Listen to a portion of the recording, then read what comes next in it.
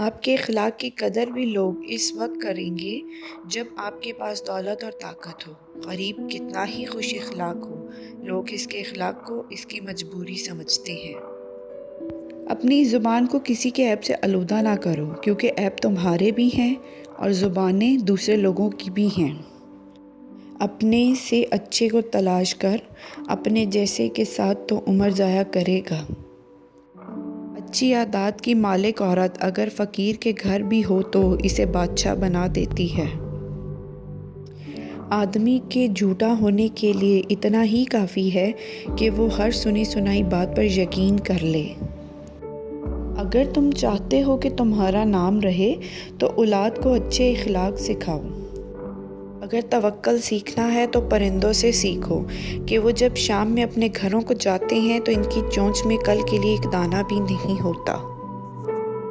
اگر زندگی اتنی ہی اچھی ہوتی تو کوئی بھی دنیا میں روتے ہوئے نہ آتا۔ انسان کو جتنا لگاؤ رزق سے ہے، اگر اتنا لگاؤ رزق دینے والے سے ہوتا تو اس کا مقام فرشتوں سے بڑھ کر ہوتا۔ تعلیم انسان کو بولنا تو سکھا دیتی ہے، مگر یہ نہیں سکھاتی کہ کب، کہاں اور کتنا بولنا ہے۔ تم کس دنیا پر فخر کرتے ہو جس کا بہترین مشروب مکھی کا تھوک شہد ہے اور بہترین لباس کیڑے کا تھوک ریشم ہے؟ مجھے اس دنیا سے کیا لینا جس کے حلال میں حساب اور حرام میں عذاب ہے؟ جاہلوں کا طریقہ یہ ہے کہ جب ان کی دلیل مقابلے کے آگے نہیں چلتی تو وہ لڑنا شروع کر دیتے ہیں۔ جو شخص بچپن میں تمیز نہیں سیکھتا، بڑا ہو کر بھی نہیں سیکھتا۔ چند غریب کسی بنیے کے قرض دار ہو گئے۔ بنیا روز تقاضا کرتا اور ساتھ ہی سخت الفاظ بھی سنا دیتا، مگر غریب برداشت کرنے کے علاوہ اور کر بھی کیا سکتے تھے۔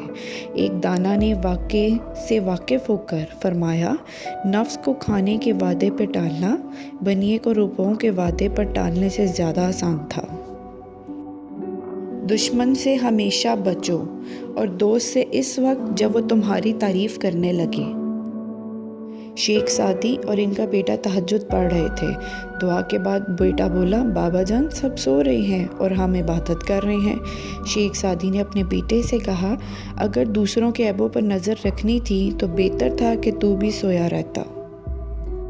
عقل مند اور بے وقوفوں میں کچھ نہ کچھ عیب ضرور ہوتا ہے، مگر عقل مند اپنے عیب کو خود دیکھتا ہے اور بے وقوفوں کا عیب دنیا دیکھا کرتی ہے۔ کسی کو اتنا پیار دو کہ گنجائش نہ چھوڑو، اگر وہ پھر بھی تمہارا نہ بن سکے تو اسے چھوڑ دو، کیونکہ وہ محبت کا طلبگار ہے ہی نہیں بلکہ وہ ضرورت کا پجاری ہے۔ کوئی شخص روزی اپنی طاقت اور لیاقت سے حاصل نہیں کرتا، اللہ سب کا رازق ہے۔ موتی اگر کیچڑ میں بھی گر جائے تو بھی قیمتی ہے، اور گرد اگر آسمان پر بھی چڑھ جائے تو بھی بے قیمت ہے۔